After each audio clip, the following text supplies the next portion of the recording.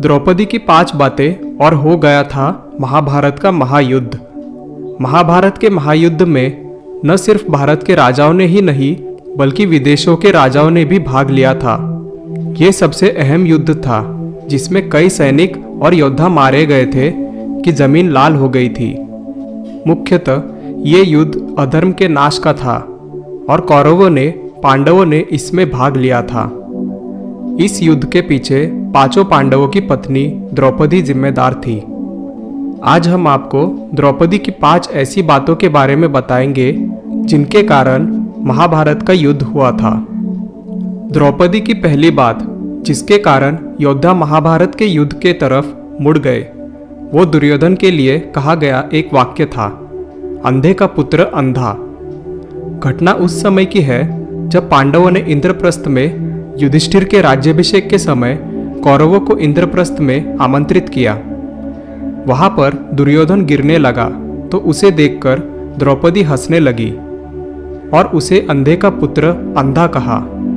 इससे दुर्योधन के मन में बदले की आग भड़कने लगी। इंद्रप्रस्थ में अपमान के बाद दुर्योधन ने जुआ खेलने के लिए युधिष्ठिर को हस्तिनापुर में आमंत्रित किया।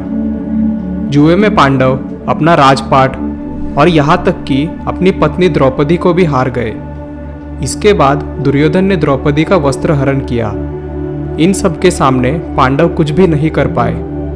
उस समय द्रौपदी ने कहा, अब से मेरे बाल तब तक खुले रहेंगे जब तक मैं इनमें दुशासन की छाती का लहू नहीं मलूंगी। इससे भी महाभारत के युद्ध को हवा मिली।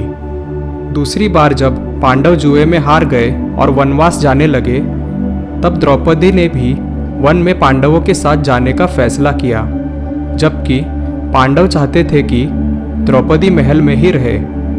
लेकिन द्रौपदी ने कहा कि तुम जहाँ जाओगे मैं तुम्हारे साथ ही रहूंगी, ताकि तुम्हें अपने अपमान की याद दिलाती रहूं।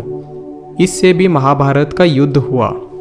द्रौपदी की तीसरी बात जो महाभारत का महायुद्ध का कारण बनी, वह है जयद्रथ को 5 चोटियों वाला बनाकर जीवित छोड़ देने की सजा।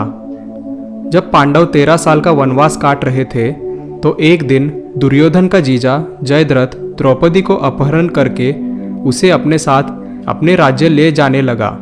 पांडवों ने जयद्रथ को बंदी बना लिया और उसे मृत्युदंड देने लगे।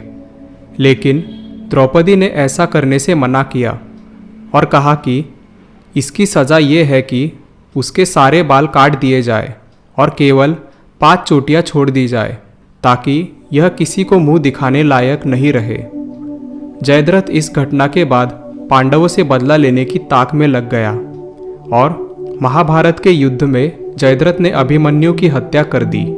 द्रौपदी को कर्ण काफ़ी पसंद था और वो कर्ण से विवाह भी करना चाहती थी, लेकिन विवाह के समय अपने परिवार की मर्यादा और पिता की प्रतिज्ञा का ध्यान रखते हुए द्रौपदी ने यह कहते हुए कर्ण से विवाह करने से इनकार कर दिया कि वह सूत पुत्र है।